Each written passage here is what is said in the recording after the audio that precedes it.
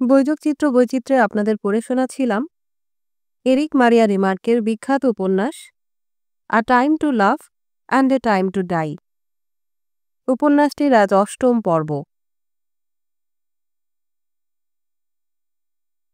৪৮ নম্বরে আজ দারুণ অবস্থা।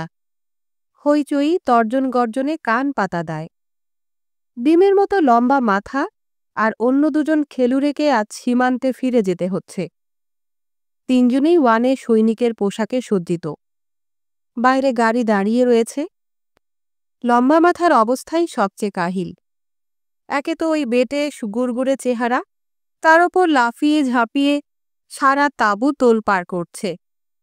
সীমান্তে ফিরে যেতে হচ্ছে বলে ওর যত ঝাল তাঁবুর অন্যান্য বন্ধুদের ওপর। কুতকুতে চোখে ও রয়টারের দিকে তাকিয়ে বলল, আপনার আর কি, ভাঙা পা নিয়ে এখানে বসে বসে আরামসে মজা লুটবেন? আর আমি এত বড় একটা পরিবারের কর্তা, আমাকে এখন ফিরে যেতে হচ্ছে সীমান্তে। রয়টার কোনো কথা বললেন না। না, মাথাটাই শুধু ডিমের মতো দেখতে, ভেতরে কুসুম জাতীয় পদার্থ বলে কিচ্ছু নেই। সাথে কি আর ডিম্বু বলি? ফেল্টমান এবার বিছানায় সোজা হয়ে বসল। তখন থেকে খালি বোকার মতো বকবক করছো কেন? তোমাকে যেতে হচ্ছে যেহেতু তুমি ওয়ানের সৈনিক। উনিও যদি তোমার মতন ওয়ানের সৈনিক হতেন, যেতেন আর তুমি তখন এখানে বসে বসে আরামসে মজা লুটতে, বুঝলে? না, বুঝলাম না। ডিম্বু ক্ষেপে ফায়ার হয়ে গেল। আমাকে যেতে হচ্ছে, তাই আমার যা খুশি তাই বলবো। তোমরা এখানে মজাসে খাবে, ঘুমাবে, আড্ডা মারবে, আর আমাদের যেতে হবে? ওটি হবে না। রয়টার মুচকি মুচকি হাসলেন। যাবার জন্যে কে তোমাকে মাথার দিব্যি দিয়েছে? থেকে যাও না আর কটা দিন। অসম্ভব। তাছাড়া জীবনে কোনো দায়িত্ব আমি কখনো এড়িয়ে যাইনি। বাহ, তাহলে আর অসুবিধেটা কোথায়? মানে? বলছিলাম, জীবনে কোনো দায়িত্ব যখন এড়িয়ে যাওনি, তখন কাউকে অভিযোগ না করে সীমান্তে ফিরে যাওয়ার জন্যে বরং তোমার গর্বিতই হওয়া উচিত। এই কথা আবার আপনাকে কখন বললাম? দেখুন, আমার সঙ্গে চালাকি করার চেষ্টা করবেন না। এখন যদি আপনার নামে রিপোর্ট করি তো আপনাকে ঘাট ধরে হিড়হিড় করে টানতে টানতে নিয়ে যাবে। চলো চলো, আর নাটক করতে হবে না। খেলুড়েদের একজন ওকে তাড়া দিল। আমাদের সময় হয়ে গেছে। নাটক আমি করছি না ওরা করছে? প্রত্যেকেরই সহ্যের একটা সীমা থাকে। আমি এত বড় একটা পরিবারের কর্তা, এখন আমাকে সীমান্তে যেতে হবে, আর ওনারা এখানে পড়ে পড়ে মদ গিলবেন। তুমি বলো, এ অন্যায় সহ্য করা যায়? আরে রাখো তোমার অন্যায়। আমাদের মতো হেঁজিপেজি সৈনিকদের কাছে আবার ন্যায় অন্যায় কি হে? চলো। সৈনিকটি রয়টারের দিকে ফিরে ক্ষমা চাওয়ার ভঙ্গিতে বলল, রিপোর্টের কথা ও এমনি রাগের মাথায় বলেছে। আপনি কিন্তু কিছু মনে করবেন না। সবাই শরীরের যত্ন নেবেন। বিদায়। বিদায়। খেলুড়ে দুজন ডিম্বুকে টানতে টানতে ওদের সঙ্গে নিয়ে গেল। ও তখন ঘামছে, ফ্যাকাশে হয়ে গেছে সারা মুখ। দরজার দিকে মাথা ঘুরিয়ে ও যেন চিৎকার করে কি একটা বলার চেষ্টা করল, পারল না। সঙ্গী দুজন ঠেলতে ঠেলতে ওকে সিঁড়ি পার করিয়ে নিয়ে গেল। বেচারির অবস্থা সত্যিই কাহিল। ফেল্টমান ছোট্ট করে দীর্ঘশ্বাস ফেলল। আমাকে শুয়ে থাকতে দেখলেই ও ক্ষেপে যেত। না, সেজন্যে নয়। হঠাৎ সবাইকে প্রায় চমকে দিয়ে রুমেল কথাটা বলল, কেননা এতদিন পর্যন্ত ওকে কেউ টু শব্দটিও করতে শোনেনি। তাই রয়টার অবাক হয়ে ওর দিকে তাকালেন। আসলে ও এ পর্যন্ত 23 মার্ক হেরেছে। নিজে খেলেনি বটে, কিন্তু যতবার ও বাজি ধরেছে ততবারই হেরে গেছে। 23 মার্ক আজকের দিনে চারটিখানি কথা নয়। আমার উচিত টাকাটা ওকে ফিরিয়ে দেয়া। বেশ তো, তোমার যদি তাই মনে হয় দিয়ে এসো, গাড়ি এখনো ছাড়েনি। রুমেল ছুটে বেরিয়ে গেল। রেবার চেয়ার ছেড়ে উঠে দাঁড়িয়ে আড়মোড়া ভাঙল। কোনো লাভ নেই, সীমান্তে গিয়ে আবার জুয়া খেলে উড়িয়ে দেবে। রয়টার হাসলেন। আমার কিন্তু মনে হয় ও ক্ষেপে গেছে ওর বউয়ের জন্যে। ওর ধারণা সীমান্তে চলে গেলেই বউ আবার নষ্টামি শুরু করবে, এবং ওর দৃঢ় বিশ্বাস ওর বউ ইতিমধ্যেই গর্ভবতী। ও থাকবে সীমান্তে আর ওর বউ পাবে দম্পতি ভাতা। এটা ওর ঠিক সহ্য নয়। দম্পতি ভাতা? গ্রেবার অবাক হয়ে গেল। ওরকম আবার কোনো জিনিস আছে নাকি? তুমি আছো কোথায়? ফেল্ডম্যান চোখ বড় বড় করে তাকালো। মাসের প্রথমেই 200 মার্কের করকরের নোট এসে পৌঁছবে ওর বউয়ের হাতে। সোজা কথা নয়, বুঝলে? সেই লোভে তো আজকাল অনেকে বিয়ে করছে। ও ভালো কথা, বলতে একদম ভুলেই গেছি। রয়টার গ্রেবারকে বললেন, তোমার বন্ধু বিন্ডিং তোমার খোঁজ করছিল। কিছু বলেছে? কি যেন একটা ছোট উৎসব আছে, আজ তোমাকে একবার বিশেষ করে যেতে বলেছে। আর কোনো খবর দেয়নি? না। রুমেল ফিরে এলো। ফেল্ডম্যান জিজ্ঞেস করল, দিয়েছ? হ্যাঁ। রুমেল সোজা টেবিলে গিয়ে আবার তাস বিছিয়ে বসল। রয়টার হতাশভাবে কাঁধ ঝাঁকিয়ে মুখভঙ্গি করলেন। কার কি মেজাজ বোঝাই ভার। তারপর উনি গ্রেবারের দিকে ফিরলেন। তোমার আর কতদিন ছুটি বাকি আছে? 11 দিন। 11 দিন? এখনো অনেক সময় আছে। গ্রেবার দীর্ঘশ্বাস ফেলল। কাল সকালে মনে হয়েছিল অনেক দিন, আজ মনে হচ্ছে খুব কম। এখানে এখন কেউ নেই? এলিজাবেথ দুষ্টুমি করে হাসল। না ফ্রাউ লিজার, না তার ছোট বাচ্চাটাও। চমৎকার, থাকলে হয়তো একটা রক্তারক্তি কাণ্ডই করে বসতাম। তারপর কাল রাত্রিরে ডাইনিটা তোমাকে কিছু বলেছে নাকি? না। একটু নীরবতার পর এলিজাবেথ ম্লান হাসল। উনি এখন আমাকে একটা নষ্ট মেয়ে মানুষ বলেই ধরে নিয়েছেন। কেন? কেন আবার কি? কয়েকদিন ধরে তুমি আমার পেছনে ঘুরঘুর করছো, সেটা উনি হয়তো লক্ষ্য করেছেন। কিন্তু আমরা মেয়ে ছেলের অত শত জানার দরকার হয় না, চোখ বুঝেই ওরা সব বলে দিতে পারে। আচ্ছা শয়তান তো, ও কোথায় গেছে কিছু জানো? গ্রামে পার্টির চাঁদা আদায় করতে, কাল রাত্রিরের আগে আর ফিরছে না। তাই নাকি? আবেগের চোটে গ্রেবার এলিজাবেথের কপালে একটা চুমুই দিয়ে ফেলল। হ্যাঁ, আজ সন্ধে আর কাল সারাটা দিন এখনো আমাদের হাতে রয়েছে। কাল তুমি কারখানায় যাবে না? কাল রোববার, আমার ছুটি। এখনো পর্যন্ত আমরা শনিবার অর্ধেক, রোববারে পুরো ছুটি পাই। ধ্যাত, আগে থাকতে বলবে তো। জানো, দিনের বেলায় তোমাকে দেখতে আমার ভীষণ ইচ্ছে করে। তাই নাকি? নিশ্চয়ই। তুমি বলো, সন্ধে কিংবা রাত্রির ছাড়া তোমার সঙ্গে আমার কোনোদিন দেখা হয়েছে? এলিজাবেথ চকিতে গম্ভীর হয়ে গেল। হবে কি করে এর্নেস্ট, আমরা যে নিশাচর। তুমি একটা পেঁচা, অন্তত এখন যেরকম মুখ করে রয়েছ। এলিজাবেথ হেসে ফেলল। সত্যি এর্নেস্ট, আমিও তোমাকে কোনোদিন দিনের বেলায় দেখিনি। আচ্ছা, কাল সকালে রূপলি রোদে আমরা দুজনে যখন মুখোমুখি দাঁড়াবো, তখন কেমন মনে হবে বলো তো? সে কালকে ভাবা যাবে, আজ রাত্রিটা কি করব তাই বলো। এবার গ্রেবারের গম্ভীর হবার পালা। চলো, জার্মানিয়া থেকে ঘুরে আসি। তুমি যাও, আমি আর অমুখও হচ্ছি না। গ্রেবার হাসল। তাহলে এখানেই কাটিয়ে দাও, এখনো কয়েকটা বোতল রয়েছে। চাই কি আমি তোমাকে কিছু রেঁধেও খাওয়াতে পারি। কিচ্ছু করতে হবে না, যদি একটু স্থির হয়ে দাঁড়াতে পারো তো দাঁড়াও, নইলে যাও, সোজা কেটে পড়ো। সত্যি, তোমার এই ডাইনি চেরিটা না থাকলে এ জায়গাটা মনে হয় ঠিক যেন নন্দনকানন। তাহলে এত ছটফট না করে সুস্থির হয়ে একটু বসো, বসে বসে পারিজাত তোলো। আমি ততক্ষণ রান্নাঘরটা একবার ঘুরে আসি। ও বাবা, তুমি আবার রান্নাও করতে পারো নাকি?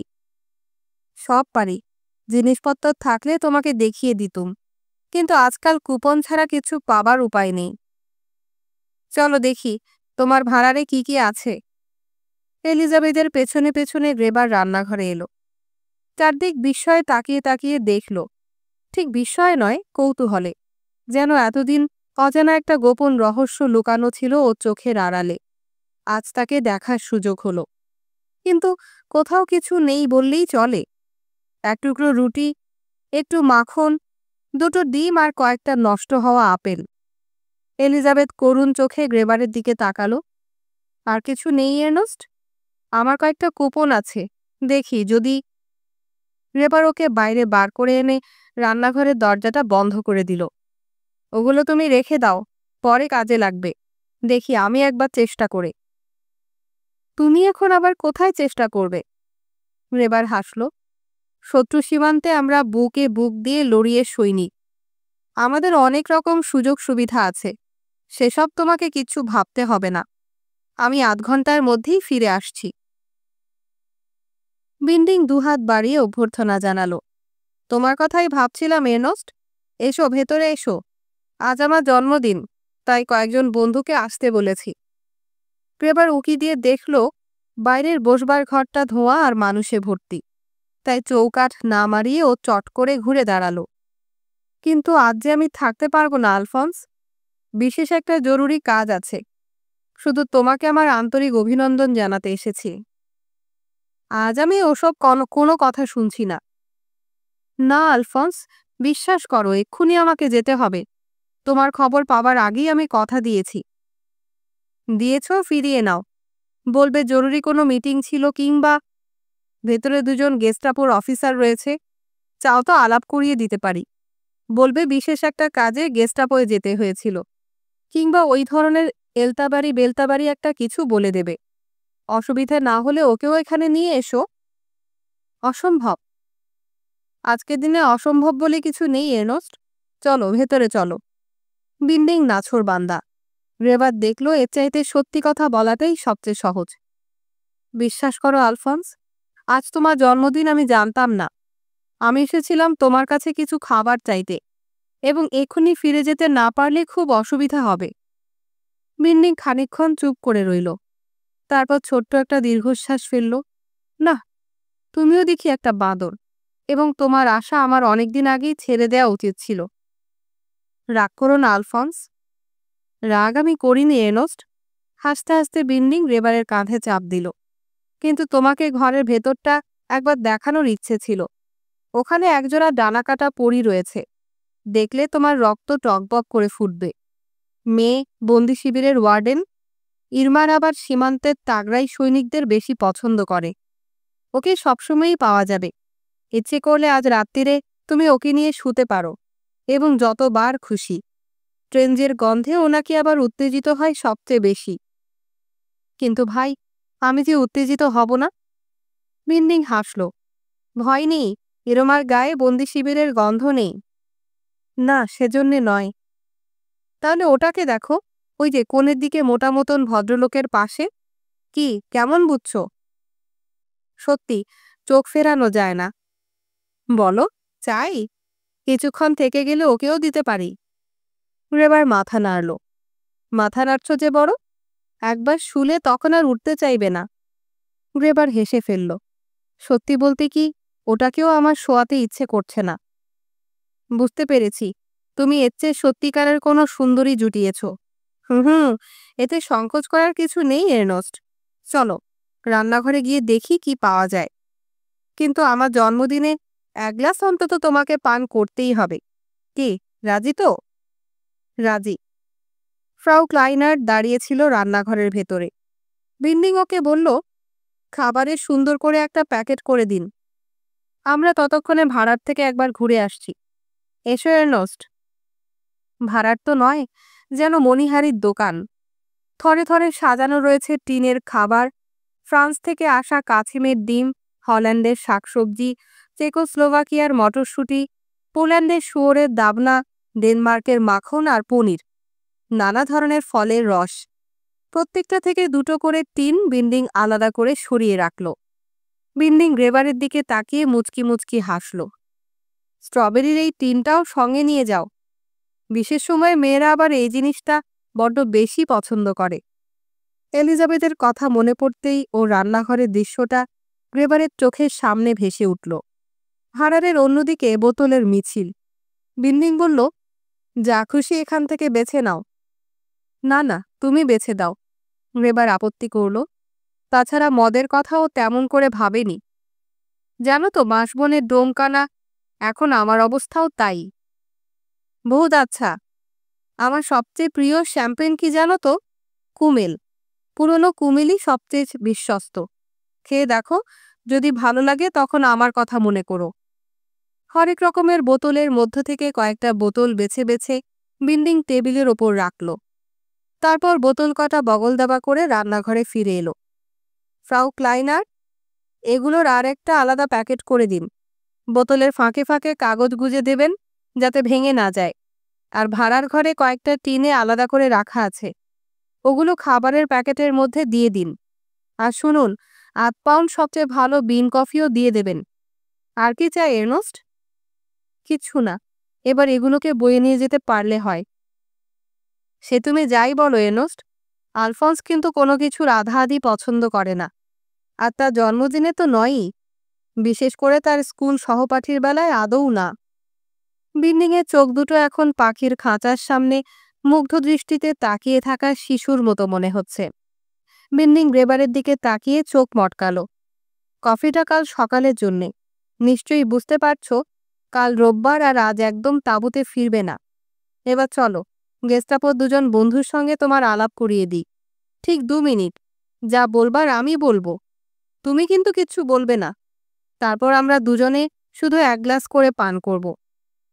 না এর্নস্ট, রান্নাঘরে এসব রাখা ঠিক হবে না, অন্য কোথাও লুকিয়ে রাখতে হবে। ফ্রাউ লিজার যদি দেখতে পান, ঠিক আমার নামে নালিশ করে আসবেন। এলিজাবেথ খিলখিল করে হাসল। তারপরই হয়তো দেখবে কালোবাজারির তালিকায় আমার নাম উঠে গেছে। তাই তো, ও কথা আমার একবারও মনে হয়নি। গ্রেবার উঠে সিগারেটটা জানলা গুলিয়ে ফেলে দিল। তাহলে এক কাজ করো, 2 দিন ধরে আগে খাই, তারপর যা থাকবে তোমার ওই ডাইনি বুড়িটাকে দিয়ে দেবে। আচ্ছা পেটুক, তো এত খাওয়া যায় বুঝি? তাছাড়া ফ্রাউ লিজার কারুর কিছু নেন না। নিজের রেশন কুপনে যা পাওয়া যায় তাতেই উনি চালিয়ে নিতে ভালোবাসেন এবং তার জন্যে গর্ববোধও করেন। বাড়ি বয়েই গেল, দেব না, তোর গর্ব তোর কাছেই থাক। গ্রেবারের ছেলে মানুষই দেখে এলিজাবেথ হেসে ফেলল। সবচেয়ে ভালো এই ঘরে কোথাও লুকিয়ে রাখা। কেন? তোমার বইয়ের তাকের পেছনে, যেখান থেকে সেদিন গ্লাস দুটো বার করেছিলে। ঠিক বলেছ, এলিজাবেথ খুশিতে চলকে উঠল। কিন্তু ডাইনিটা যদি এসে গন্ধ পায়? দরজা বন্ধ থাকবে, যদি কোথাও যাই চাবি দিয়ে যাব। ওর কাছে যদি অন্য কোনো চাবি থাকে? এলিজাবেথ যেন নিভে গেল। থাকতেও পারে, অসম্ভব কিছু নয়। আরে ধ্যাত, ছাড়ো সব, আগে তো খাই, তারপর কালকের কথা কালকে বিকেলে ভাবা যাবে। তার আগে এসো, বরং জিনিসগুলো সব টেবিলে এক জায়গায় সাজিয়ে ফেলি। টিনগুলো? হ্যাঁ, টিনগুলো। ওগুলো এখন খোলার দরকার নেই, যা রাখা যাবে না সেইগুলো আগে খেয়ে ফেলি। আর বোতলগুলো এর পাশে সাজিয়ে রাখো, দেখলে যেন মনে হয় কোনো বন্ধুর কাছ থেকে পাওয়া জন্মদিনের উপহার। এলিজাবেথ বাতাসের ঢেউ তুলে খিলখিল করে হাসল। কার? কোনো ব্যক্তিবিশেষের নয়, ধরে নাও এই মুহূর্তটা জন্মদিনে পাওয়া। টেবিলটা ওরা টেনে আনলো ঘরের মাঝখানে। তারপর প্যাকেটে জিনিসপত্র সব নামিয়ে মন্দিরের চূড়ার মতো সুন্দর করে সাজালো। দুপাশে রাখলো স্লিভোভিৎসো কনিয়াক কুমেলের বোতলগুলো। শুধু শ্যাম্পেনের একটা বোতল খুলে গ্রেবার 2টো গ্লাস ভর্তি করে নিল। সুন্দর দেখাচ্ছে, তাই না? এলিজাবেথ টেবিলের পাশ থেকে সরে এলো।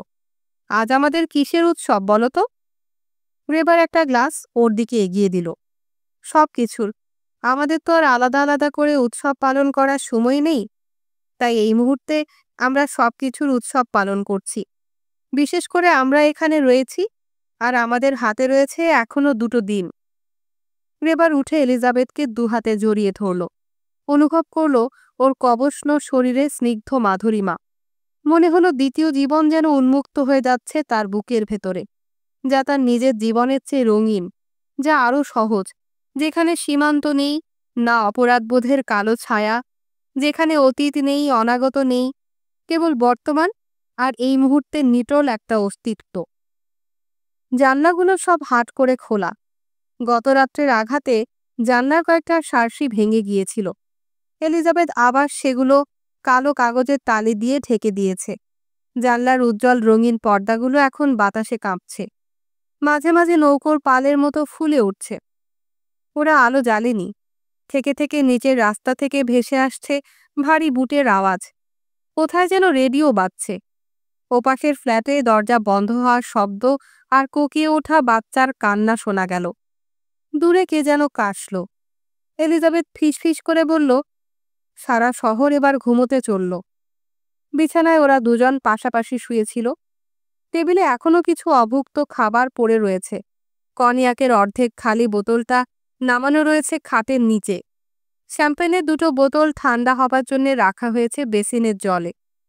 গ্রেভার তার গ্লাসটা বিছানার পাশে ছোট টেবিলটার ওপর নামিয়ে রাখল। অন্ধকারে মনে হলো ও যেন শুয়ে রয়েছে কোনো ছোট্ট শহরে। দূর থেকে ভেসে আসছে পাহাড়ি ঝর্ণার গান আর মর্মরিত পাতার গুঞ্জন। রাস্তার ওপারে কে যেন করুণ সুরে বেহালা বাজাচ্ছে। এলিজাবেথ বলল, একটু পরেই চাঁদ উঠবে, দেখো। হ্যাঁ, একটু পরেই চাঁদ উঠবে, গ্রেবার ভাবল। আর তার কোমল জ্যোৎস্না চুইয়ে চুইয়ে প্রবেশ করবে ওদের রক্তে। জানলায় আবছা একটা আলোর রেখা পড়ল। রেখাটা কাঁপতে কাঁপতে আবার হারিয়ে গেল। কি ব্যাপার? এলিজাবেথ উঠে অন্ধকারে চটিজোড়া পায়ে গুলিয়ে নিল। তারপর জানলার সামনে এসে ঝুঁকে দাঁড়ালো। কোনো কিছুতে নিজেকে ঢেকে নেবার কথা ওর মনেই হয়নি। আবছা আঁধারে এখন দেখা যাচ্ছে ওর অনন্য দেহরেখা। রাস্তার ওপারে চোরা লণ্ঠন নিয়ে লোকজন কাজ করছে। কোদাল শাবল দিয়ে ওরা কি যেন খুঁড়ছে। সকাল থেকেই ওরা খোঁড়াখুড়ি করছে। কই, আমি দেখিনি তো। তোমার কি মনে হয় এখনো কেউ ওখানে চাপা পড়ে রয়েছে? না, ওরা বিজলিবাতির তার ঠিক করছে। তাই হবে। এলিজাবেথ ফিরে এলো। জানো, বিমান আক্রমণের পর মাঝে মাঝে আমার ভীষণ ইচ্ছে করে আমি বেশ ফিরে গিয়ে দেখব এই বাড়িটা পুড়ে গেছে। এই ঘর, আসবাব, জামা কাপড়, স্মৃতি, সব সব। আমি তোমাকে ঠিক বোঝাতে পারবো না, এর্নস্ট। এলিজাবেথ, শুধু আমার বাবার স্মৃতি ছাড়া আর যা কিছু সব, যা কিছু ভয়ের, যা বিষণ্ণ, যা কিছু আমি ঘৃণা করি। আমার মনে হতো বাড়িটা যদি জ্বলে পুড়ে শেষ হয়ে যেত, হয়তো আমি আবার নতুন করে শুরু করতে পারতাম। গ্রেবার ওর দিকে তাকালো। বাইরে থেকে মরা আলোর রেখা এসে পড়েছে ওর কাঁধে। শাবল গাইটির কর্কশ শব্দ ভেসে আসছে। বেসিনের বোতলটা দাও না, লক্ষ্মীটি। শ্যাম্পেন? হ্যাঁ। এখন থাক না। না এলিজাবেথ, যতক্ষণ পর্যন্ত না বেহেট মাতাল হই। এসো, আমরা দুজনে পান করি। শ্যাম্পেনে দুটো বোতলই খুলে ফেলো। তাছাড়া কখন কোন মুহূর্তে বিমান আক্রমণ হবে কেউ বলতে পারে না। কার্বন ডাইঅক্সাইডের জন্য এগুলো তখন দারুণ ক্ষতি হতে পারে। তাই নাকি? নিশ্চয়ই। ওগুলো তখন এক একটা হাত বোমার চেয়ে কম মারাত্মক নয়। ওরে বাবা! এলিজাবেথ দ্রুত পায়ে এগিয়ে গিয়ে বোতল দুটো নিয়ে এলো। গ্লাস চাই নাকি? তুমি একটা কিচ্ছু জানো না। গ্লাস ছাড়া শ্যাম্পেইন জমেই না। দস্তুর মতো প্যারিস থেকে শিখে এসেছি, জানো। এলিজাবেথের আয়ত চোখের মণি দুটো আরো বড় হয়ে উঠল। ওমা, তুমি আবার প্যারিসে ছিলে নাকি? হ্যাঁ, যুদ্ধের গোড়ার দিকে। এলিজাবেথ গ্লাস দুটো রেখে ওর কোলের কাছে গুটিয়ে শুটিয়ে শুলো। গ্রেবার সাবধানে বোতল খুলে গ্লাসে ঢালল। উপচে উঠল ফেনা। এলিজাবেথ একটা গ্লাস তুলে নিল। কতদিন তুমি প্যারিসে ছিলে? দিন 15। ওরা তোমাদের খুব ঘেন্না করত? জানি না, হয়তো করত। কেননা অনেক কিছু দেখার সুযোগ আমরা পাইনি। অবশ্য দেখতেও আমরা চাইনি। আমরা চেয়েছিলাম যত তাড়াতাড়ি সম্ভব যুদ্ধ জয় করতে। তারপর খোলা রাস্তার সামনে বিদেশের কোনো কাফেতে বসে পান করা। বুঝতেই পারছো, তখন আমার কাঁচা বয়স। ইস, এমনভাবে বলছো যেন কতদিন আগেকার ঘটনা। জানো, আমার কাছে কিন্তু সত্যি তাই মনে হয়। পান করার আগে এলিজাবেথ গ্লাসটা তুলে ধরল জানলায় প্রকম্পিত আলোর সামনে। গ্লাসে ঝিকমিক করে উঠল সফেন মদিরা। গ্রেবার দেখল ওর নগ্ন কাঁধ, ঢেউ খেলানো চূর্ণ কুন্তল, আর আধো আলো ছায়ায় ওর মসৃণ পিঠের দীর্ঘ ঢালু রেখা। ভাবল ও এখন ভুলে গেছে ওর পোশাক, ওর কাজ, এমনকি সমস্ত পারিপার্শ্বিকতার কথা। হয়তো ও এখন নিজেকে ছাড়িয়ে দিচ্ছে জানলার ওপারে নিশুত রাতের নিবিড় প্রশান্তিতে, রক্তের অন্ধ উত্তেজনায়, স্খলিত বিচ্ছিন্নতা, এমনকি মৃত্যুলীন মানুষের অন্তিম আর্তনাদেও। তবু এই বিস্মৃতি, এই হতাশ নির্জনতারও যেন কেউ নয়, যেন কোনোদিন কেউ ছিলও না, যেন সবকিছু নির্মম দুহাতে ও ছুঁড়ে ফেলে দিয়েছে দূরে। এলিজাবেথ ধীরে ধীরে গ্লাসে চুমুক দিল। জানো, এখন মনে হচ্ছে সেদিন আমিও তোমার সঙ্গে ছিলাম প্যারিসে। গ্রেবার হাসল। যুদ্ধের পরেও আমরা ওখানে যেতে পারি? ওরা আমাদের ঢুকতে দেবে? কেন নয়? আমরা তো আর প্যারিসের কোনো ক্ষতি করিনি। কিন্তু ফ্রান্সে? অন্যান্য দেশের তুলনায় সে কিছুই নয়। আমরা খুব অল্প কয়েকদিনই ওখানে ছিলাম। তবু যতটুকু ক্ষতি করেছ তার জন্য দীর্ঘদিন ওরা আমাদের ঘৃণা করবে। ক্রেবার দীর্ঘশ্বাস ফেলল। হ্যাঁ, যুদ্ধের এই সব ক্ষত মানুষের জীবন থেকে মুছে ফেলতে অনেক অনেক দিন সময় লাগবে। আমরা অন্য কোথাও যেতে পারি, এমন কোনো দেশে যেখানে কোনো ক্ষতি হয়নি। সেরকম দেশ খুব কমই আছে। গ্লাসের বাকি পানীয়টুকু গ্রেবার এক চুমুকে নিঃশেষ করে দিল। আমার গ্লাসটা ভর্তি করে দাও না লক্ষ্মীটি। এলিজাবেথ দুটো গ্লাসই ভর্তি করে দিল। তুমি আর অন্য কোথাও ছিলে? আফ্রিকায়। অনেক দিন? অনেক দিন। ওখানে অনেক কিছু দেখেছ, তাই না? হ্যাঁ, তবে ছোটবেলায় যেভাবে দেখার স্বপ্ন দেখতাম সেভাবে নয়। এলিজাবেথ খালি বোতলটা খাটের নিচে নামিয়ে রাখল। ওর মসৃণ পিঠের ওপর দিয়ে পিছলে গেল অস্পষ্ট আলোর রেখা। এই মুহূর্তে গ্রেবারের কাছে সবকিছু কেমন যেন অবাস্তব মনে হলো। শুধু আকণ্ঠ মদিরার জন্যেই নয়, ওর মনে হচ্ছে ঝর্ণার মতো শব্দগুলো যেন এখন গোধূলি আলোয় কাঁপছে, যে শব্দগুলো সম্পূর্ণ অর্থহীন, আর অর্থবহ শব্দগুলো সম্পূর্ণ শব্দহীন। ওর মনে হচ্ছে নাম না জানা স্রোতে শব্দগুলো যেন নিঃশব্দে ভেসে চলেছে। আর কোথায় ছিলে? হ্যাঁ, ঠিক যেন তাই পালতোলা নৌকার মতো শব্দগুলো এখন নিঃশব্দে ভেসে চলেছে কোন অজানার দেশে। এর্নস্ট? হুম? আর কোথায় ছিলে বলবে না? হল্যান্ডে। সে আরও আগে, যুদ্ধের একদম গোড়ার দিকে। জানো, নিচু নিচু আর চওড়া হ্রদের মধ্য দিয়ে আমরা যখন বজরা করে বেড়াতাম, তখন মনে হতো ঠিক যেন সবুজ মাঠের ওপর দিয়ে বেড়াচ্ছি। বেলা শেষের সূর্য ডুবে গেলে আকাশে এমন চমৎকার একটা রং হতো, গোধূলি আলোয় তখন সবকিছু আশ্চর্য রঙিন মনে হতো। লাল, নীল, হলুদ ছিট দেওয়া প্রজাপতিগুলো উঠত। যুদ্ধ শেষ হলে আমরাও ওখানে যেতে পারি। আমরা বেশ সাদা রুটি, পনির আর কোকো খাবো। তারপর সন্ধ্যাবেলায় হ্রদে পানসি চড়ে ঘুরে বেড়াবো। ক্রেবার ওর দিকে করুণ চোখে তাকালো।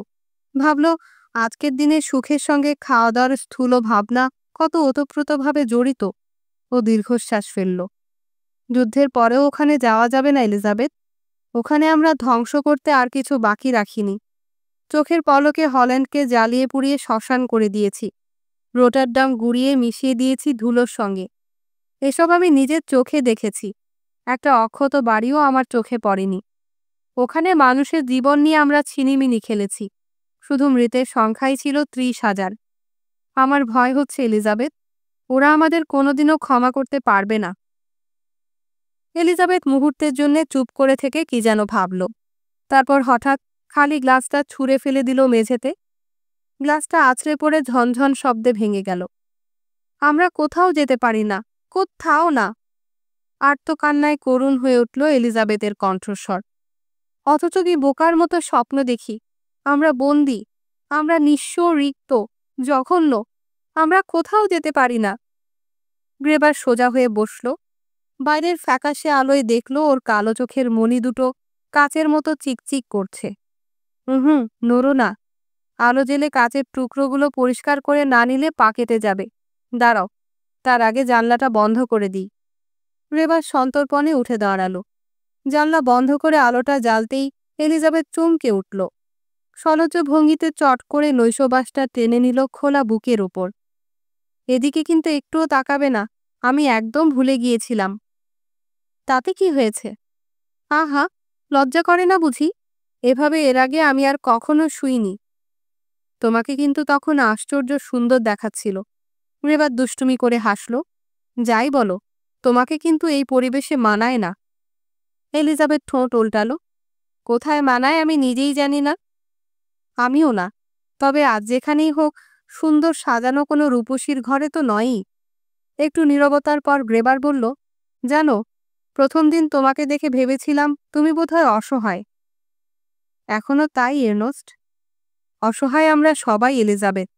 তবু যেভাবেই হোক এ অবস্থা আমাদের কাটিয়ে উঠতেই হবে। খাবারের প্যাকেটে মোড়া খবরের কাগজটা তখনও পড়েছিল টেবিলের নিচে। তার খানিকটা মেঝেতে পেতে বাকি কাগজটা নেতার মতো পাকিয়ে ভাঙা কাচের টুকরোগুলো ঝেঁটিয়ে আনলো কাগজের ওপর। কাগজটা মোড়ার সময় দেখল শিরোনামায় লেখা রয়েছে, জরুরি প্রয়োজনে ফুরার তার যুদ্ধ সীমান্ত রেখা সংক্ষিপ্ত করেছেন। ওরেলের চারপাশে এখন তুমুল লড়াই চলেছে। রেবা ঠোঁট চেপে হাসল। বাইরে থেকে ভেসে আসছে শাবল গাঁইতির শব্দ আর লোকজনদের চাপা কণ্ঠস্বর। যখন সোজা হয়ে দাঁড়ালো, তীব্র আলোয় ঘরের ভেতরটা মনে হলো যেন অন্যরকম। টেবিলে সাজানো রয়েছে বিল্ডিংয়ের দেয়া খাবারের টিন আর মদের বোতলগুলো। ঠিক তখনই গতকালের কয়েকটা স্মৃতি ওর মনে দ্রুত ভিড় করে এলো। এই মুহূর্তে ভেবে পেল না ভাঙা কাচের টুকরোগুলো ও কোথায় ফেলবে। এলিজাবেথ হাসল। ওই কোণেই রেখে দাও, পরে আমি ফেলে দেব। কোথায় ফেলবে? তার জন্যে তোমাকে কিছু ভাবতে হবে না। মুগ্ধ চোখে গ্রেবার এলিজাবেথের দিকে তাকিয়ে রইল। এই, অমন হাঁ করে তাকিয়ে কি দেখছো? তোমাকে। ভাবছ আমি প্রতিদিন কেমন পাল্টে যাচ্ছি, তাই না? হ্যাঁ এলিজাবেথ, প্রতিদিন নয়, প্রতি মুহূর্তে তুমি যেন পাল্টে যাচ্ছ। আর তুমি? আমি? হ্যাঁ আমিও। তাহলে তো ভালোই। আর ভালো না হলেও এখন আর আমাদের কিছু এসে যায় না। এলিজাবেথের স্বচ্ছ চোখের মণি দুটো এবার আরো স্বচ্ছ হয়ে উঠল। সত্যিই কি কিছু এসে যায় না এর্নস্ট? না। এলিজাবেথ আলো নিভিয়ে জানালাটা খুলে দিল। এই দেখো, দেখো কি সুন্দর চাঁদ উঠেছে। স্বচ্ছ নয়, চাঁদের বৃত্তের চারপাশটা কেবল দগদগে গভীর ক্ষতের মতো লাল হয়ে রয়েছে। রেবার খাটের নিচে থেকে কনিয়াকের বোতলটা তুলে নিল। দুজনে অনেকক্ষণ পাশাপাশি চুপচাপ শুয়ে রইল। একটু একটু করে চাঁদ উঠল মাথার উপরে। বিছানায় এসে পড়েছে তার স্নিগ্ধ একফালি মদির জ্যোৎস্না। সেদিকে তাকিয়ে এলিজাবেথ জিজ্ঞেস করল, সত্যি বলো তো, আমরা কি সুখী না অসুখী? দুটোই। পাশ ফিরে গ্রেবার দুহাতে মালার মতো ওর কাঁধটা নিবিড় করে জড়িয়ে ধরল। অন্তত আজ এই প্রথম কথাটা আমার মনে হচ্ছে এলিজাবেথ। একমাত্র পাথর ছাড়া আজকের দিনে অবিমিশ্র আবিল সুখী বোধহয় কুকুরেরাও নয়। এবং তাতেও আমাদের কিছু এসে যায় না বলো? না। গ্রেবার দেখল হালকা জ্যোৎস্নায় ঘরের ভেতরটা এখন ভরে উঠেছে। এলিজাবেথের মুখের দিকে তাকিয়ে ও চুপ করে কি যেন ভাবল। তারপর বলল, কিছুই এসে যায় না এলিজাবেথ, যেহেতু আমরা এখনো বেঁচে রয়েছি। পরের দিন ধরে কি ভেবে গ্রেবার 18 নম্বরে এসে হাজির হলো। বাড়িটার সামনে দাঁড়াতেই ও চমকে উঠল। ভগ্নস্তূপের মধ্যেও বাড়িটার যেন অনেক পরিবর্তন হয়ে গেছে। স্নানের পাত্রটা নেই, সিঁড়িগুলো তকতক করছে। বাগানের দিকে উঠোনের অনেকটা অংশ পরিষ্কার করা। দেয়ালের পাশ দিয়ে ভেতরে প্রবেশের সরু একটা পথ দেখা যাচ্ছে। গ্রেবার অবাক হয়ে গেল। মনে হলো সামরিক বাহিনীর লোকজনরা যেন সবে পরিষ্কার করার কাজে হাত লাগিয়েছে।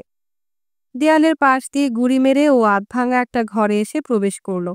লাইটার জেলে ভালো করে দেখতেই ঘরটাও চিনতে পারল। এটা ওদের ভাড়ার ঘর।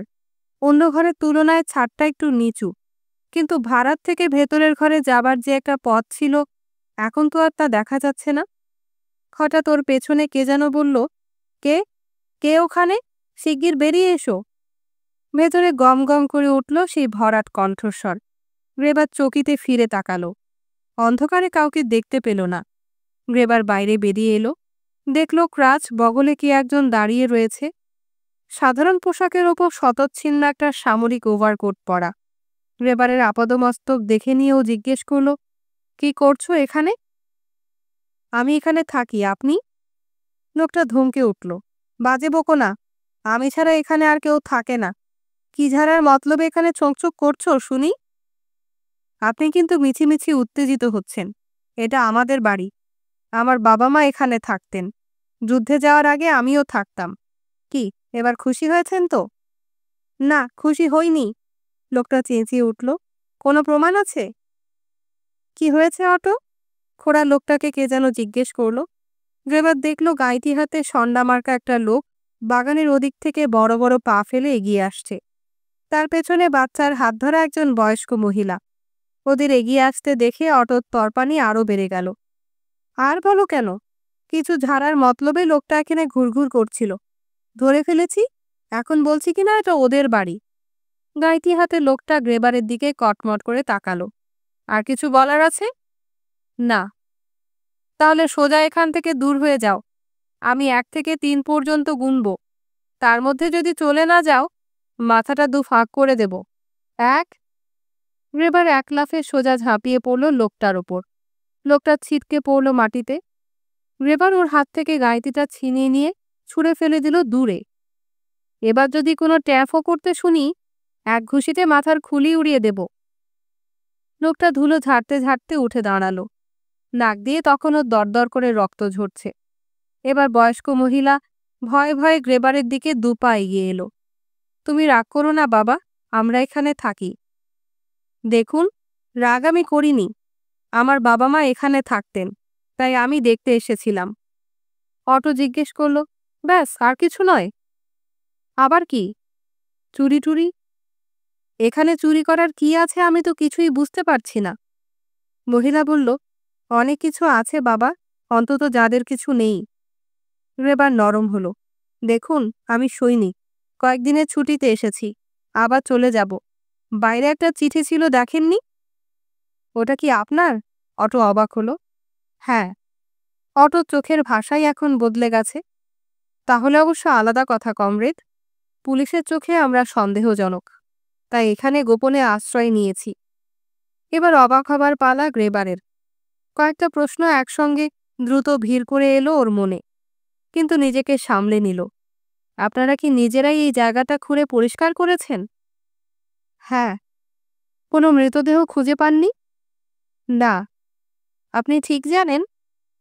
হ্যাঁ, যদিও এই ধ্বংসস্তূপটা বেশ কিছুদিন আগের, তবুও আপনাকে সুনিশ্চিতভাবে বলতে পারি এর নিচে কোনো মৃতদেহ নেই। গ্রেবারের চোখ দুটো জ্বলজ্বল করে উঠল। আমি শুধু এইটাই জানতে চেয়েছিলাম। এটুকু জানার জন্যে রক্তারক্তি কাণ্ড করার কোনো দরকার ছিল না। গ্রেবার দেখল যে আমার হাতায় নাক মুছতে মুছতে লোকটা মিটমিট করে হাসছে। গ্রেবার হাসল। এইটুকু জানার জন্যই হয়তো আমার মাথাটা দুফাক হয়ে যেতে পারত। ফিরে আসার সময় গ্রেবার বাড়িটার দিকে একবার চোখ বুলিয়ে নিল। দেখল বাগানের এক কোণে সদ্য বাঁধা একটা ডেরা। স্নানের পাত্র, ছেঁড়া কাপড়, টুকরো কাঠকুটো, টিনের পাত্র, তোবড়ানো একটা সুটকেস সাজানো রয়েছে তাঁবুর সামনে। গ্রেবার মনে মনে ভাবল, এখানেও শুরু হয়ে গেছে জীবন প্রবাহ। রাত্রিরে বন্দি শিবির থেকে পালিয়ে আসা একটা রিক্ত পরিবার। গ্রেবার দেখল বাচ্চাটা টলমলে পায়ে সেই বিড়ালটা ধরার চেষ্টা করছে। মৃত্যুকে অতিক্রম করে আসা নিরুদ্বিগ্ন তন্ময় একটা শিশু। আনমনে পথ হাঁটছিল গ্রেবার। কে যেন পেছন থেকে ওকে ডাকল, এর্নস্ট। গ্রেবার ঘুরে দাঁড়ালো। দেখল ক্রাচে ভর দিয়ে একজন ওর দিকে দ্রুত এগিয়ে আসছে। প্রথমে ও ভাবল বোধহয় অটো, কিন্তু এ রাস্তায় ও আসবে কেমন করে? কাছে আসতেই ও মুরসিককে চিনতে পারল। ও ছেলেবেলার সহপাঠী। কার্ল, তুমি? গ্রেবার বিস্মিত হলো। তুমি এখানে কোত্থেকে? এখানেই তো রয়েছি। হ্যাঁ, তা প্রায় 1 মাস 6 হলো। ওরা পরস্পরের দিকে স্তব্ধ চোখে তাকালো। তোমার অবাক লাগছে, তাই না এর্নস্ট? গ্রেবার কি বলবে ভেবে পেল না। করুণ চোখে ওর ক্রাচটার দিকে তাকিয়ে রইল। মুরসিক জিজ্ঞেস করল, তোমার আর কতদিন ছুটি আছে এর্নস্ট? এখনো কয়েকদিন বাকি আছে। তাহলে চলে এসো না একদিন সময় করে। ব্রেগম্যানও এখানে রয়েছে। বগল থেকে ও 2টো হাতই কেটে বাদ দিতে হয়েছে। কোথায় রয়েছে? শহর হাসপাতালে, ব্যবচ্ছেদ বিভাগ, ঢুকেই বাঁ দিকে। যাব একদিন। সত্যি? ঠিক। অনেকেই আমরা ওখানে আড্ডা দিই, বিশেষ করে আমার ঘরে। দেখো, তোমার খুব একটা খারাপ লাগবে না। যাব কার্ল। ওরা আবার পরস্পরের মুখের দিকে তাকালো। 3 বছর দেখা হয়নি, অথচ যা কিছু বলার ছিল সব যেন 3 মিনিটেই বলা হয়ে গেল। এর্নস্ট, কার্ল। ওরা পরস্পরের দিকে হাত বাড়িয়ে দিল। সিয়েবের তো মারা গেছে, তুমি জানতে? না কার্ল, 1.5 মাস আগে। আর লেনেরের খবর জানো? না। লেনের আর লিনগেন দুজনেই একসঙ্গে মারা গেছে। ব্রুয়েনিং পাগল হয়ে গেছে। হলমানের খবর জানো? না। বেগম্যানের কাছে শুনলাম ও নাকি মারা গেছে। যাই হোক, তুমি কিন্তু শরীরের যত্ন নিও এর্নস্ট। আর একদিন আমাদের এখানে আসতে যেন ভুলো না। ভুলবো না কার। দেখো, একদিন ঠিক গিয়ে হাজির হব। মুর্শিদ খোঁড়াতে খোঁড়াতে চলে গেল। গ্রেবার ভাবল, মৃত্যুর কথা বলে নিজের দুর্লভ জীবনের প্রতি ও কেবল সান্ত্বনাই পেতে চেয়েছিল। সত্যি, কি আশ্চর্য এই মানুষের জীবন! বিষণ্ণ চোখে গ্রেবার ওর দিকে অপলক তাকিয়ে রইল। ওর একটা পা হাঁটুর উপর থেকে কেটে বাদ দিতে হয়েছে, অথচ এই মুর্শিগি একদিন ওদের ক্লাসে প্রতি বছর দৌড়ে প্রথম হতো। গ্রেবার বুঝতে পারল না ওকেও করুণা করবে না হিংসা করবে। আজ যাই হোক, ওকে তো আর কখনো সীমান্তে ফিরে যেতে হবে না। গ্রেবার ফিরে এসে দেখল এলিজাবেথ মাথায় সাদা একটা তোয়ালে পাগড়ির মতো জড়িয়ে বসে আছে।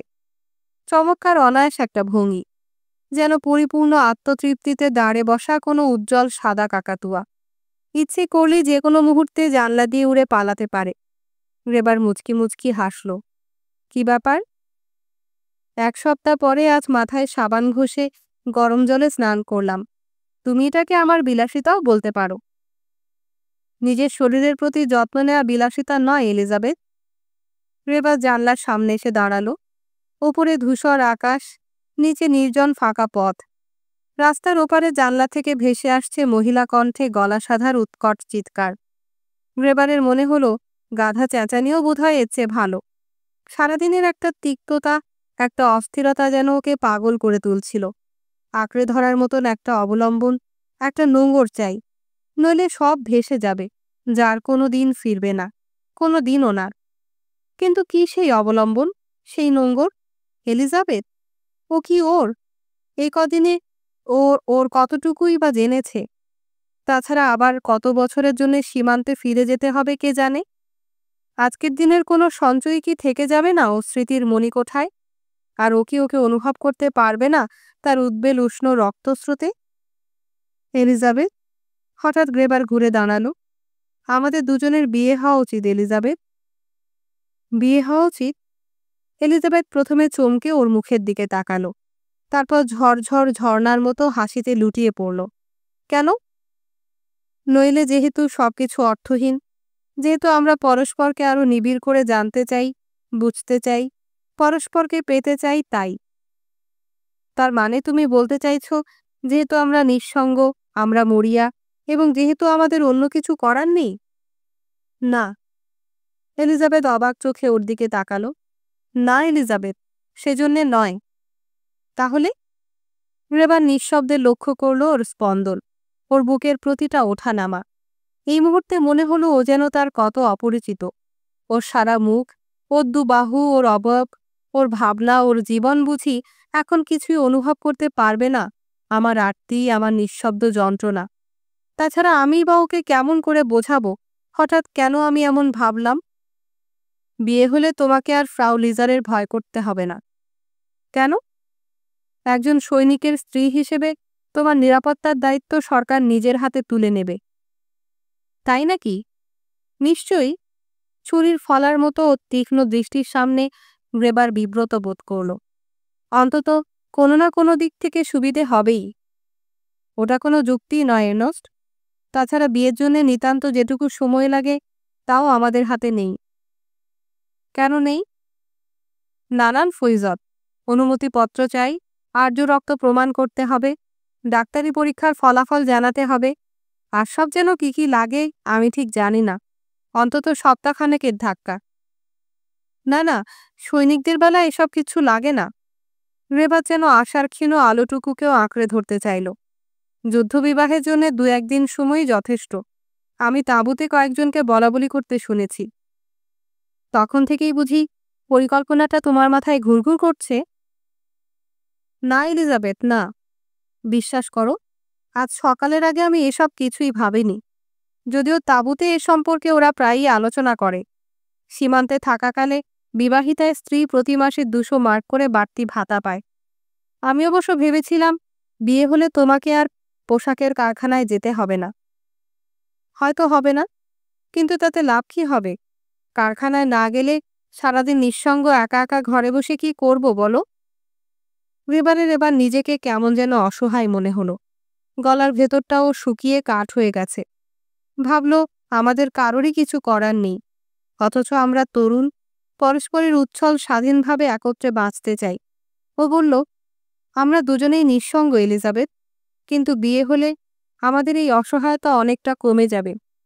এলিজাবেথ মাথা নাড়ল। কেন? অসহায়তা কমবে না, বরং আরো বাড়বে। ওপারের গাধা চেঁচানি এখন গ্রেবারের কাছে অসহ্য মনে হলো। ভদ্রমহিলা এখন গলা সাদা বন্ধ করে কি যেন একটা সুর ভাবছেন। সুর তো নয়, অসুর। গ্রেবার মনে মনে উত্তেজিত হয়ে উঠল। তুমি যতটা ভাবছ বিয়েটা আসলে ততটা অসহ্য নয়। তাছাড়া ইচ্ছে করলে আমরা যখন খুশি বিচ্ছেদ করতে পারি। তাহলে আর বিয়ে করার দরকারই বা কি? কিন্তু কোনো কিন্তু না এর্নেস্ট। এলিজাবেথ উঠে পড়ল। দোহাই তোমার, এ সম্পর্কে আর কিছু বলো না। আমরা একসঙ্গে আছি, এই যথেষ্ট। তুমি চাও না? না। এবার কি বলবে গ্রেবার ভেবে পেল না। ওর মনে হলো বুকের ভেতরটা যেন শূন্য হয়ে গেছে, আর সেই শূন্যতা থেকে অন্ধ একটা ক্রোধ যেন নিঃশব্দে ফেটে পড়তে চাইছে। গলার ভেতরটাও শুকিয়ে কাঠ হয়ে গেছে। তাকিয়ে দেখল টেবিলটা পরিষ্কার, একটাও বোতল নেই। আমাদের পান করার আর কিছু নেই? স্লিভোভিটসের বোতলটা রয়েছে, পোল্যান্ডের। কুমিলের একটা বোতল ছিল না? আছে, রান্নাঘরে রেখেছি। রান্নাঘরে ঢুকে গ্রেবার থমকে দাঁড়ালো। আধো অন্ধকারে সাজানো রয়েছে বিল্ডিংয়ের দেয়া টিনের খাবার। ভেতরে বাসি খাবারের চাপা গন্ধ। কুমিলের বোতলটা নিয়ে ও দ্রুত বেরিয়ে এলো। এলিজাবেথ দাঁড়িয়েছিল জানলার সামনে। গ্রেবারের পায়ে শব্দে ও ঘুরে দাঁড়ালো। কি বিশ্রী মেঘলা করেছে দেখো, বৃষ্টি হবে মনে হচ্ছে। তাতে বৃষ্টির কি আছে? বৃষ্টি নয়, এই আমাদের প্রথম রোববার। আমরা হয়তো একটু বেড়াতে যেতে পারতাম। বাইরে এখন বসন্ত, সেদিকে খেয়াল আছে? খেয়াল তোমার চেয়ে আমার কম নেই, মনে মনে ভাবলেও গ্রেবার মুখে সে কথা বলল না। তুমি বাইরে যেতে চাইছিলে নাকি? না, ফ্রাউ লিজার এখানে না থাকলেই আমি সবচেয়ে খুশি। আমি বলছিলাম তোমার জন্যে, এখানে একঘেয়ে বসে না থেকে একটু বেড়ালে হয়তো। তার জন্য তোমাকে ব্যস্ত হতে হবে না। জীবনে দীর্ঘদিন আমি প্রকৃতির কোলেই শুয়ে বসে কাটিয়ে এসেছি। আজ তার সম্পর্কে যদি কোথাও কোনো স্বপ্ন থেকে থাকে, তাহলে বুলেটের ক্ষতচিহ্নবিহীন শুধু শান্তির ছোট্ট একটা নীড়। তবু এখানে যা পেয়েছি, এই আমার কাছে স্বপ্নের অতীত। এর চেয়ে বেশি আমি আর কিছু চাই না। অবশ্য তোমার তা মনে নাও হতে পারে। যদি তুমি চাও, আমরা সিনেমায় যেতে পারি। এলিজাবেথ মাথা নাড়ল। তাহলে বরং কোথাও না গিয়ে এখানেই চুপচাপ বসে থাকি। আমরা যদি বাইরে যাই, দিনটা টুকরো টুকরো হয়ে ভেঙে যাবে, ছড়িয়ে পড়বে। আমরা তাকে আর কিছুতেই ধরে রাখতে পারবো না। গ্রেবার পায়ে পায়ে এলিজাবেথের পাশে এসে দাঁড়ালো। তারপর পেছন থেকে আলতো করে ওকে জড়িয়ে ধরল। এলিজাবেথ মুখ ফেরাতেই তোয়ালেটা মাথা থেকে খসে পড়ল। গ্রেবার দেখল ওর দুচোখ জলে ভেজা। গ্রেবার অবাক হয়ে গেল। বুকের ভেতরটা যেন ব্যথায় টনটন করে উঠল। কি হয়েছে এলিজাবেথ? আমি কি তোমাকে আঘাত করেছি? না। তাহলে কাঁদছ কেন? নিশ্চয়ই আমি কিছু বলেছি। এলিজাবেথ কিছু বলল না। কি হয়েছে আমাকে বলবে না? এলিজাবেথ তবু কিছু বলল না। বাইরের দিকে নির্নিমেষ চোখে তাকিয়ে স্তব্ধ হয়ে দাঁড়িয়ে রইল। গ্রেবার ওকে নিবিড় করে জড়িয়ে ওর কাঁধের ওপর দিয়ে রাস্তার দিকে তাকালো। নিচের খোঁড়া গর্তে দুটো বাচ্চা লুকোচুরি খেলছে। গ্রেবারের মনে পড়ল হাকেনস্ট্রাসে বেড়ালের পেছনে ধাওয়া করে ফেরা নিরুদ্বিগ্ন সেই বাচ্চাটার কথা। আমাকে ক্ষমা করো এলিজাবেথ, আজকের দিনে এমন মন খারাপ করো না লক্ষ্মীটি। রাস্তার ওপার থেকে ভেসে আসছে সেই মহিলার কর্কশ কণ্ঠস্বর। মম মনের বনের শাখে যেন নিখিল কোকিল ডাকে। এলিজাবেথ ঘুরে গ্রেবারের গলাটা জড়িয়ে ধরল। না এর্নেস্ট, আমি আর মন খারাপ করব না। বিকেলের দিকে বৃষ্টি শুরু হলো। আগে থেকেই আকাশ মেঘলা করেছিল। তারপর মেঘে মেঘে শুরু হলো ঘন ঘটা। ওরা দুজনেই বিছানায় শুয়ে রয়েছে, আলো জ্বালেনি। সামনে জানলাটা খোলা। বাইরে এখন অঝোরে বৃষ্টি ঝরছে, বিরামহীন। বৃষ্টির শব্দে গ্রেবারের মনে পড়ল রাশিয়ার কথা। ওখানের মাঠঘাট এখন নিশ্চয়ই কাদায় ডুবে গেছে। ও যখন ফিরে যাবে, তখনও হয়তো কাদায় প্যাচ প্যাচ করবে। কল্পনায় দৃশ্যটা এত স্পষ্ট হয়ে উঠল যে গ্রেবারের মন খারাপ হয়ে গেল। আমার মনে হয় এখন চলে যাওয়া উচিত। ফ্রাউ লিজার হয়তো তাড়াতাড়ি ফিরে আসবে। আসুক গে, ঘুম জড়ানো স্বরে এলিজাবেথ বলল। তোমার কি মনে হয় অনেক রাত হয়ে গেছে? না, রাত বেশি হয়নি। হয়তো বৃষ্টির জন্যই ও তাড়াতাড়ি ফিরে আসবে। হয়তো বৃষ্টির জন্য উনি আজ ফিরতেই পারবেন না। হ্যাঁ, তাও হতে পারে। এলিজাবেথ গ্রেবারের বুকে মুখ রাখল। আমার মনে হয় কাল সকালের আগে উনি আর ফিরছেন না। তোমার মুখে ফুলচন্দন পড়ুক। আমাকে তাহলে আর এই ঝড় বাদলার মধ্যে ফিরে যেতে হবে না। গ্রেবার অপলক চোখে জানলার দিকে তাকিয়ে রইল। অন্ধকারে যতটা না দেখতে পেল ঝমঝম বৃষ্টির শব্দের উন্মাদনাটুকু বুকের মধ্যে অনুভব করল তার চাইতেও বেশি। এখন মাঝে মাঝে দমকা বাতাস বইছে।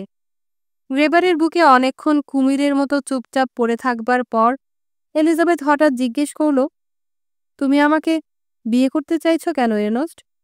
তুমি তো আমার সম্পর্কে কিছুই জানো না। জানি, অনেক অনেক দিন থেকে জানি। অনেক দিন থেকে জানো? হ্যাঁ এলিজাবেথ, এক আধ দিন নয়, দুটো বছর। চাই কি তারও বেশি হতে পারে। কাউকে জানার পক্ষে সেটা কম দিন নয়। তুমি কি আমাদের ছোটবেলার কথা বলছো এর্নেস্ট? না। তাহলে? ছুটি পাবার আগে গত 2 বছর আমি কারোর কথা মনে মনে ভীষণভাবে ভেবেছি। তাকে অনুভব করেছি আমার বুকের মধ্যে, গ্রহণ করেছি আমার স্বপ্নের রক্তস্রোতে। তোমার সঙ্গে জানা আমার সেই দিন থেকে। এলিজাবেথ মুখ তুলল। আমি ঠিক ওভাবে ভাবিনি এর্নেস্ট। নিশ্চয়ই না, কেননা ভেবেছি আমি একা।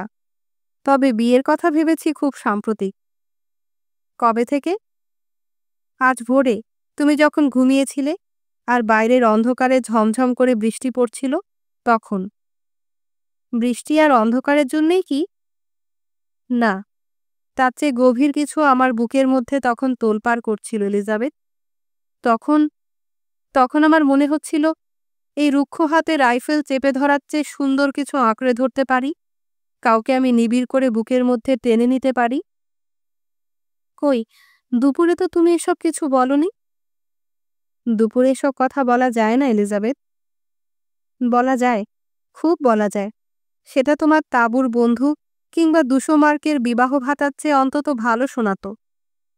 এলিজাবেথের শেষের কথাগুলো কান্নায় ভিজে এলো। একই ব্যাপার, শুধু কয়েকটা শব্দের তফাৎ। শব্দ সময় সময় অপরিহার্য, অত্যন্ত গুরুত্বপূর্ণ হয়ে ওঠে এর্নেস্ট। অথচ তো আমার তখন মনেই হয়নি। আমি তখন শুধু ভাবছিলাম সময়ের কথা। সময়? হ্যাঁ এলিজাবেথ, গতকাল ভেবেছিলাম এখনো আমার অনেক সময় আছে, আর আগামীকাল ভাবব কাল অনেক সময় ছিল। গ্রেবার ঠোঁট রাখল এলিজাবেথের কপালে। ও চূর্ণ কুন্তল কাঁধের দুপাশ থেকে ছড়িয়ে রয়েছে বালিশের চারদিকে।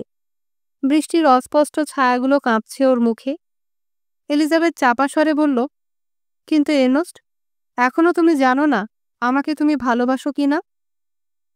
এসব জিনিস এত সহজে জানা যায় না এলিজাবেথ।